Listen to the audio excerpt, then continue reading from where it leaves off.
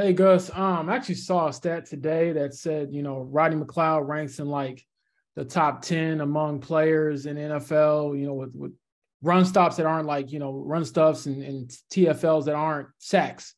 And he's the only DB in the top 10 in the NFL. Can you speak to maybe what it is about him that allows him to make plays that maybe don't, you don't see until you see a stat like that. I'm like, wow, he is kind of flying around. Right. I think, obviously he's a talented player, but he's got great wisdom. He understands formations. He understands how teams attack us and what he needs to do and how he fits in there. So got great play recognition. And even if there's an unscouted look that maybe a team showed us, somewhere in his career, he's seen it, and I think that he gives alerts out in the field for our guys, and then he can do that and still play at a high level for himself. So, we've mentioned before that our strong safety is going to be around the ball a lot, and he's been doing very well for us as far as, versus the run and the pass. He made a good play down there in the red zone too. So he's been a very complete player for us. Joel Erickson. Gus, you guys have been hit pretty hard by the injuries at the defensive end position. How do you think that's affecting the pass rush over the last couple of weeks?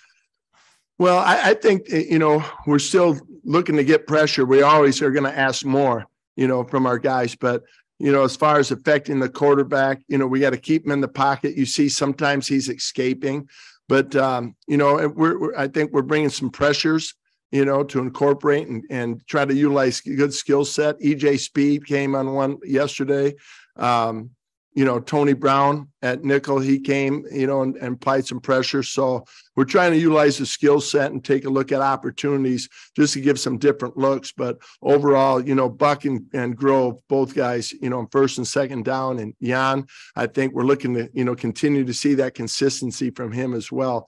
And then Dial's getting more reps, he's playing more. So we're closely watching that, just how many reps he can handle and still play at a high level. But we're, impressed with his, the more reps he's getting, the more, experience that's showing up on tape.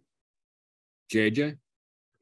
Hey, Gus, I'm curious now, 12 games in, what Stefan has allowed you to do just with some coverages on the back end and just how assignment sound he's been this season.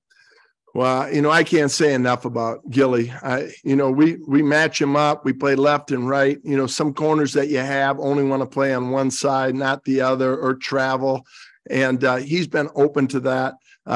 Each week it may change up. It'll be different where he's playing and which side, but he's been very open to that. He gives us great flexibility in coverage. I know we're doing a little bit more in the secondary.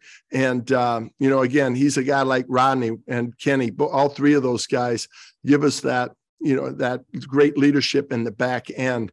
And Gilly's a little bit more quiet, but he has a tremendous presence about him. And I think guys understand that there's going to be times he's on an island, and there's no one better for that in our group. Nate Atkins.